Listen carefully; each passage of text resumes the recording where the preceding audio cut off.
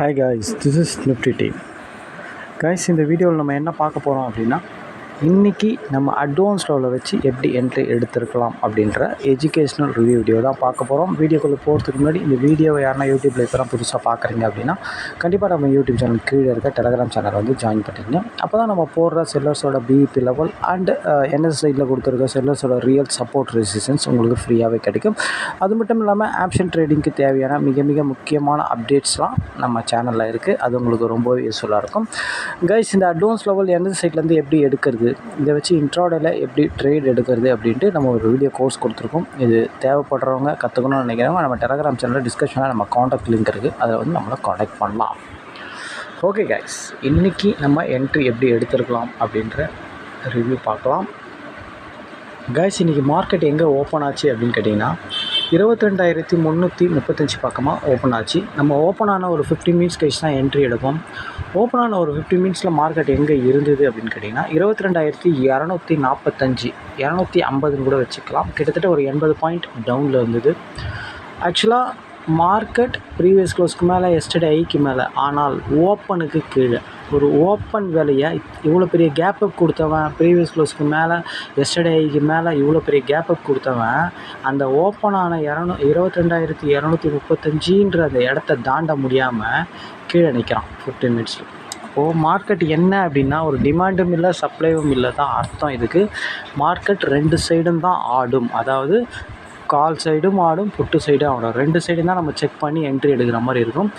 ஏன் அப்படின்னா, ஓப்பனை தாண்டி இருந்தால் ஒரு பாசிட்டிவ் மார்க்கெட், கண்டிப்பாக நம்ம வந்து காலை மட்டும் ஃபோக்கஸ் பண்ணி அதை மட்டும் என்ட்ரி கிடைக்குதான்னு பார்த்துருக்கலாம்.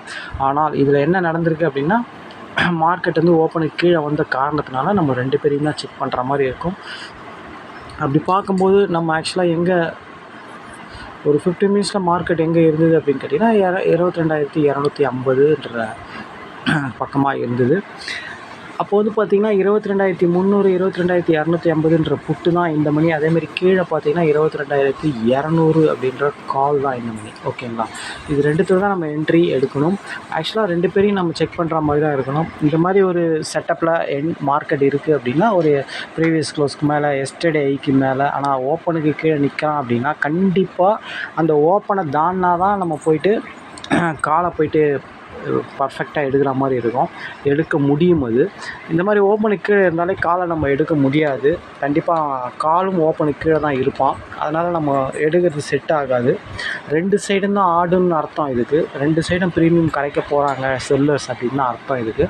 நம்ம அதனால் என்ன பண்ணோம் அப்படின்னு கேட்டிங்கன்னா, நம்ம 22,250 புட்டை தான் ஃபஸ்ட்டு போய் பார்த்தோம். அவன் என்ன பண்ணியிருக்கான், அவன் இப்போ மார்க்கெட் ஓப்பனுக்கு கீழே இருக்குதுன்னா கண்டிப்பாக புட்டு ஓப்பனுக்கு மேலே இருப்பான். ஓப்பனுக்கு மேலே இருந்தாலே ஒரு கண்டிப்பாக ஒரு ஓப்பனுக்கு மேலே நம்ம அட்வான்ஸ் லெவலுக்கு மேலே ஒருத்தன் இருக்கிறான் அப்படின்னால அவன் கண்டிப்பாக டார்கெட் கொடுப்பான்ட்டு சொல்லி நம்ம நிறைய வாட்டி சொல்லியிருக்கோம். 22,250 புட்டு அதுக்கேற்ற மாதிரி கரெக்டாக எக்ஸாக்ட் அவன் ஓப்பனே அட்வான்ஸ் லெவலில் தான் ஓப்பன் ஆனான். 130 அப்படின்றது அவனோட அட்வான்ஸ் லெவல், 138 அவன் ஓப்பனு. பாருங்கள், 15 மினிட்ஸில் அவன் அட்வான்ஸ் லெவலில் சப்போர்ட் எடுத்து ஓப்பனை தாண்டி புல் பேக் ஆகிறான். கண்டிப்பாக இவனை தான் நம்ம எடுத்திருக்கோம். ஓகேங்களா, 138 140 இடத்துல தான் நீங்கள் எடுத்திருப்பீங்க.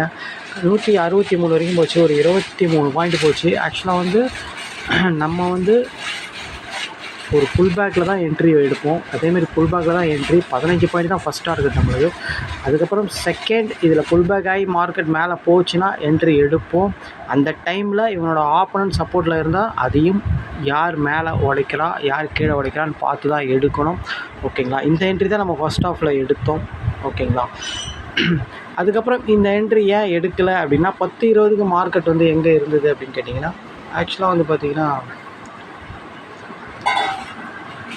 ஒரு 218 பக்கமாக இருந்தது. அப்போ 22,200 அப்படின்ற கால் தான் இந்த மணி. ஆக்சுவலாக 22,200 கால் அந்த டைமில் பார்த்திங்கன்னா அவனும் ஒரு அட்வான்ஸ் லெவலில் சப்போர்ட்டில் இருந்தான். ஆக்சுவலாக 22,200 கால் வந்து 10-20க்கு பாருங்கள், இவனும் அட்வான்ஸ் லெவலில் மேலே ஒடிச்சு சப்போர்ட் எடுக்கிறான். அதே மாதிரி பர்ஃபார்ம் பண்ண 22,250 புட்டும் அட்வான்ஸ் லெவலில் மேலே தான் இருக்கிறான். ஓகேங்களா, சப்போர்ட்டில் தான் இருக்கலாம். அப்போது ரெண்டு பேரில் எவனா ஒருத்தர் கீழே உடைக்கணும். உடைச்சாதான் நம்ம அவனை கண்டினியூ பண்ண முடியும், அதாவது புட்டை கண்டினியூ பண்ண முடியும். நம்ம 2 பேருமே சப்போர்ட்டில் இருக்கும்போது வெயிட் பண்ணி யார் கீழே உடைக்கிறோம் யார் மேலே உடைக்கிறோன்னு செக் பண்ணி தான் எடுக்கணும். ஓகேங்களா? அப்படி பார்க்கும்போது 22,250ன்ற புட்டு தான் ஓப்பனுக்கு மேலே அட்வான்ஸ் லெவலுக்கு மேலே ஃபஸ்ட் ஆஃபில் நம்மளுக்கு டார்கெட் கொடுத்தவன். அவன் புல் பேக்கில் வரும்போது எக்ஸாக்டாக இவனோட எதிரின்னு சொல்லக்கூடிய 22,200ன்ற காலும் அட்வான்ஸ் லெவலில் சப்போர்ட்டில் இருந்தால், அதே மாதிரி 22,250 புட்டும் அட்வான்ஸ் லெவலில் சப்போர்ட்டில் இருந்தால், 2 பேரில் யார் கீழே உடைக்கிறான்னு பார்க்கும்போது நம்ம எதிர்பார்த்த 22,250 புட்டு புல் பேக்கில் அவன் மேலே போவான்னு எதிர்பார்க்கும்போது அவன் கீழே உடைச்சிட்டான் லெவலை. அதனால் 22,200ன்ற கால் தான் ரிவர்ஸ் என்ட்ரி எடுக்கிற மாதிரி இருந்தது. ஆக்சுவலாக இவன் ஓப்பனுக்கு கீழே இருந்தவன், இவன் மேக்ஸிமம் ஓப்பன் வரைக்கும் தான் போக முடியும். இங்கே நீங்கள் ரிவர்ஸ் என்ட்ரி எடுத்து இருந்தால் கண்டிப்பாக 175ன்றது அவனோட ஓப்பன் ப்ரைஸ். அது வரைக்கும் தான் நம்மளுக்கு என்ட்ரி டார்கெட். ஓகேங்களா? 138 140 அப்படின்னா கூட ஒரு 35 point first target second target ரெண்டுமே அடித்தான். அதுக்கப்புறம் நம்மளுக்கு என்ட்ரி எடுக்கலை. ஆக்சுவலாக வந்து ரெண்டாவதும் புட்டு ஒரு என்ட்ரி கொடுத்தான், 22,300ன்ற என்ட்ரி கொடுத்தான். அதுவும் கரெக்டாக நம்மளுக்கு ஒரு ரிவர்ஸ் கான்செப்டில் இருந்தது. ஆனால் நம்ம மேக்ஸிமம் ஒரு நாளைக்கு ஒரு என்ட்ரி தான் எடுப்போம். ஆக்சுவலாக ஒரு ட்ரெண்ட் இந்த மாதிரி ஒரு இன்சைட் மார்க்கெட்டில் ஒரு 2 என்ட்ரி ட்ரை பண்ணலாம் கண்டிப்பாக. ஏன்னா இன்சைட் மார்க்கெட்டில் ஒரு கால் ஒரு புட்டு கண்டிப்பாக பர்ஃபார்ம் பண்ணுவான். ட்ரெண்ட் என்ட்ரியில் கண்டிப்பாக ஒரு கால்னால் கால் பர்ஃபார்ம் பண்ணுவான், இல்லை புட்டுனா புட்டு பர்ஃபார்ம் பண்ணுவான். ஓகேங்களா? சில டைமில் ட்ரெண்ட் என்ட்ரியில் கூட ரிவர்ஸ் ஆகும் மார்க்கெட்டு.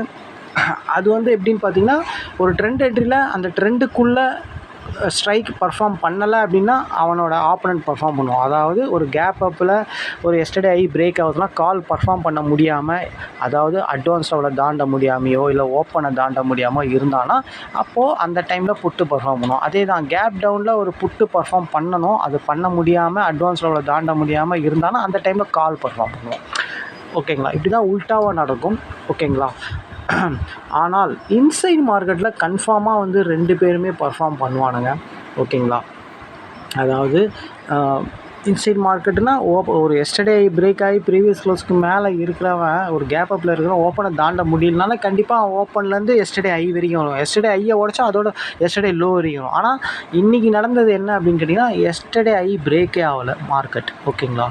ஓப்பனுக்கு கீழே இருந்தவன் மேக்ஸிமம் எஸ்டர்டே ஐ வரைக்கும் வருவான். அங்கே வந்து சஸ்டெயின் ஆவான். சஸ்டெயின் ஆகி திடீர்னு எஸ்டர்டே ஐயை கீழே உடைச்சான் அப்படின்னா எஸ்டர்டே லோ வரைக்கும் வரும். ஆனால் எஸ்டர்டே ஐயை அவன் உடைக்காமல் தக்க வச்சானா திருப்பியும் மேலே ஓப்பன் வரைக்கும் போகும். இப்படி தான் நடக்கும். ஓகேங்களா? இந்த மாதிரி சினாரியோவில் தான் மார்க்கெட் நடக்கும். இதே இன்சைட் மார்க்கெட்டில் அப்படி கிடையாது. இன்சைட் மார்க்கெட்டில் எஸ்டர்டே ஐயும் பிரேக் ஆகாமல் எஸ்டர்டே லோவும் பிரேக் ஆகாமல் நடுவில் இருக்கும்போது ஒன்று எஸ்டர்டே ஐ கிட்ட போச்சுன்னா ஐலேருந்து லோக்கு வரும், இல்லை நடுவில் இருக்கும்போது லோ கிட்ட வந்தால் லோலேருந்து ஐ கிட்ட வரும். இது 2 சினாரியோ நடக்கும். ஓகேங்களா? இன்சைட் மார்க்கெட்டில் எப்போதுமே 2 சைடு மாறி மாறி தான் ஆக்ட் ஆகும் மார்க்கெட்டு. ஓகேங்களா? ஒன் சைடு மார்க்கெட்டில் தான் நம்ம ஈஸியாக என்ட்ரி எடுக்க முடியும். இல்லை ஒரு எஸ்டர்டே ஐயை பிரேக் பண்ண முடியாமல் ஐ உள்ளே வரான் அப்படின்னா, இல்லை எஸ்டர்டே லோ பிரேக் பண்ண முடியாமல் லோ உள்ளே வரனா அதுவும் ஒரு ஒன் சைடாக மார்க்கெட் ஆகிறதுக்கு சான்ஸ் இருக்குது. ஏன்னா ஐலேருந்து லோக்கு வருவான், இல்லை லோலேருந்து ஐக்கு போவான். ஓகேங்களா? இந்த மாதிரி கான்செப்ட் இருக்குது. அதனால் இன்றைக்கி மார்க்கெட் வந்து பார்த்திங்கன்னா என்ன தான் மார்க்கெட் எஸ்டர்டே ஐ மேலே ப்ரீவியஸ் க்ளோஸ் மேலே இருந்தாலும் ஓப்பனுக்கு கீழே காரணத்தினால 2 சைடு தான் மூவ்மெண்ட் ஆகும். அதனால தான் நம்ம வந்து ஃபஸ்ட் ஆஃபில் கண்டிப்பாக ஓப்பனுக்கு கீழே இருந்ததுனால நம்ம 2 பேரையும் தான் செக் பண்ணோம். ஆனால் அதில் புட்டு தான் ஓப்பனுக்கு மேலே அட்வான்ஸ் லெவலில் சப்போர்ட் எடுத்தான். அதனால தான் நம்ம ஃபஸ்ட் ஆஃபில் 22,250ன்ற புட்டை எடுத்து நம்ம ஃபஸ்ட் டார்கெட் எடுத்தோம். ஆனால் செகண்ட் ஆஃபில் க்ளீனாக வந்து 22,200 அப்படின்ற கால் ஆப்ஷன் தெளிவாக வந்து அட்வான்ஸ் லெவலில் மீட் ஆகி அவனும் டார்கெட் கொடுத்தான். ஓகேங்களா? ஏன்னா 2 பேரும் தான் மாறி மாறி பண்ணுவாங்க. ஏன்னா ஒரு டிமாண்ட் இல்லைன்னு தெரிஞ்சு போச்சு. ஐயை பிரேக் பண்ணவன் ஓப்பனை பிரேக் பண்ணணுமா பண்ணக்கூடாது? அவன் ஓப்பனை பிரேக் பண்ண முடியலனாலே டிமாண்ட் இல்லைன்னு அர்த்தம். அப்போ மேலே போவாதுன்னு அர்த்தம். எஸ்டர்டே ஐ கிட்ட வந்தால் திருப்பி மேலே ஓப்பன் வரைக்கும் தான் போவான், அவ்வளோதான். ஆனால் அங்கேருந்து ஓப்பனை தொட்டாலும் திருப்பி ஓப்பன்லேருந்து கீழே தான் வரப்போகிறான். ஓகேங்களா? 22,300 நம்மளுக்கு டார்கெட், அதாவது என்ட்ரி இருந்தது. ஆனால் நம்ம என்ட்ரி எடுக்கல. அது இந்த மாதிரி மார்க்கெட்டில் இன்சைட் மார்க்கெட்டில் இல்லை இந்த மாதிரி எஸ்டர்டே ஐ பிரேக் ஆகி ஓப்பனுக்கு மேலே ப்ரீவியஸ் க்ளோஸ்க்கு மேலே இருக்கிறவன், ஆனால் ஓப்பனுக்கு கீழே உடச்சி ஒரு இன்சைட் மார்க்கெட்டாக இருக்கிறவன், ஒரு ரேஞ்ச் மார்க்கெட்டாக இருக்கிறவனை 2 என்ட்ரி மேலே போகக்கூடாது. ஆக்சுவலாக ரேஞ்ச் மார்க்கெட்டில் 2 என்ட்ரி தான், ஃபஸ்ட் என்ட்ரி செகண்ட் என்ட்ரி. ஏன்னா காலும் பெர்ஃபார்ம் பண்ணுவோம், புட்டும் பெர்ஃபார்ம் பண்ணுவோம். காலை எடுக்க முடியாதவங்க புட்டை எடுக்கலாம், புட்டை எடுக்க முடியாதவங்க ஃபஸ்ட் ஆஃபில் கால் எடுக்கலாம். ஓகேங்களா? இந்த மாதிரி தான் எடுக்கணும். திருப்பி உள்ளே போகக்கூடாது. ஓகேங்களா? போகலாம், அது நல்லா ப்ராக்டிஸ் இருந்தால் போகலாம். ஓகேங்களா? மற்றபடி இன்றைக்கி 2 என்ட்ரி தான் கைஸ். ஓகேங்களா. ஃபஸ்ட் ஹாஃபில் நம்ம புட்டை தான் எடுத்தோம். ஏன்னா மார்க்கெட் ஓப்பனுக்கு கீழே இருந்தது. நம்ம ஆக்சுவலாக புட்டை செக் பண்ணோம். புட்டு அட்வான்ஸ் லெவலில் மீட் ஆனதுனால தான் எடுத்தோம். அவன் ஓப்பனுக்கு மேலே இருந்ததுனால தான் எடுத்தோம். இல்லை அப்படின்னா கண்டிப்பாக அவனை எடுத்துருக்க மாட்டோம். காலை தான் ஃபோக்கஸ் பண்ணியிருப்போம். என்ன தான் மார்க்கெட் ஓப்பனுக்கு கீழே இருந்தாலும் கால் ஓப்பனுக்கு மேலே அட்வான்ஸ் லெவலில் மீட் ஆகிருந்தானா அவனை எடுத்துருப்போம் காலை ஃபஸ்ட் ஹாஃப்லேயே. ஆனால் அந்த மாதிரி சினாரியோ நடக்கலைன்றதுனால நம்ம புட்டு எடுத்தோம். ஆனால் செகண்ட் ஹாஃபில் கால் வந்து தெளிவாகவே வந்து மார்க்கெட் எஸ்டர்டேக்கு மேலே ப்ரீவியஸ் க்ளோஸ்க்கு மேலே இருந்தது. எஸ்டர்டே கீழே பிரேக் பண்ணவே இல்லை. தெளிவாக வந்து கால் வந்து நம்ம அட்வான்ஸ் லெவலில் சப்போர்ட் எடுத்து தெளிவாக அவனும் டார்கெட் கொடுத்தான். ஓகேங்களா. 2 என்ட்ரி தான் இன்றைக்கி. நல்லாவே இருந்தது, இன்ட்ரெஸ்டிங்காக இருந்தது மார்க்கெட்டு. 3வது என்ட்ரி எடுக்கல, நம்ம ஃபஸ்ட் என்ட்ரி செகண்ட் என்ட்ரி தான். ஓகேங்களா. இன்றைக்கி நம்ம அட்வான்ஸ் லெவலில் வச்சு இப்படி தான் கைஸ் என்ட்ரி எடுத்துருக்கணும். ஓகேங்களா. ஈஸியான மார்க்கெட்டு தான். அதாவது ஒரு ஸ்ட்ரக்சரில் நம்ம ஒரு மாதிரி மார்க்கெட்டை பார்க்கணும். மார்க்கெட் ஓப்பன் ஃபஸ்ட்டு ஆகுது அப்படின்னா அவன் எப்படி ஓப்பன் ஆகிறான். ஓகேங்களா. ஒரு எஸ்டர்டே ஐ பிரேக்கு ஓப்பனுக்கு மேலே ப்ரீவியஸ் க்ளோஸ்க்கு மேலே ஒரு பாசிட்டிவ் மார்க்கெட் காலை ஃபோக்கஸ் பண்ணலாம்.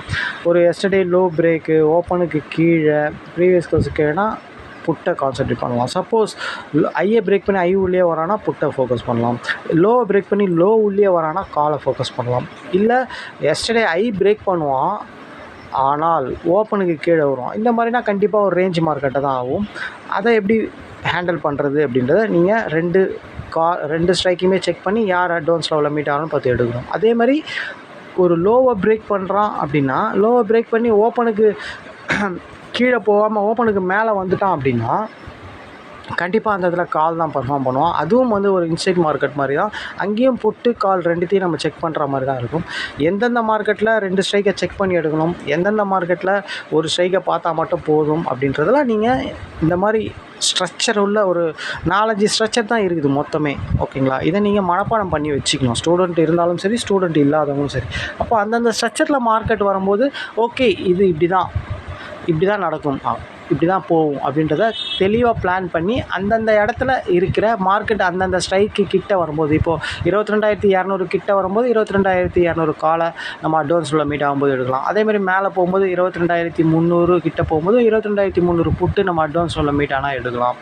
இந்த மாதிரி அதாவது இன்சைட் மார்க்கெட் ரேஞ்ச் மார்க்கெட்டாக நம்மளுக்கு டிசைன் பண்ணி வச்சுருக்கக்கூடிய ஸ்ட்ரக்சரில் கிடைக்கக்கூடிய என்ட்ரியில் நீங்கள் அந்தந்த ஸ்ட்ரைக் கிட்ட போகும்போது தெளிவாக நம்ம அட்வான்ஸ் லெவலில் மீட் ஆகும்போது தெளிவாக எடுக்கணும். எடுக்கும்போது என்ன பார்க்கணும், ஒருத்தனை எடுக்கும்போது ஒருத்தன் அட்வான்ஸ் லெவலில் கீழே உடைக்கணும். ஓகேங்களா. 2 பேருமே அட்வான்ஸ் லெவலில் சப்போர்ட் தானே வெயிட் பண்ணி யார் கீழே உடைக்கிறான் யார் மேலே உடைக்கிறான்னு பார்த்து எடுக்கணும். இதுதான் ரொம்ப ரொம்ப முக்கியம். ஓகேங்களா. இவ்வளோ தான் கைஸ். ரொம்ப சிம்பிள் தான் இது அட்வான்ஸ் லெவல்ன்றது ரொம்ப ரொம்ப முக்கியம். இது தெரிஞ்சால் மட்டும்தான் இதில் எப்படி வேணால் என்ட்ரி எடுத்து பழக முடியும். இதில் மெயின் ப்ராக்டிஸும் மணி மேனேஜ்மெண்ட்டும் பொறுமையும் இருந்தால் 100% வின் பண்ண முடியும்.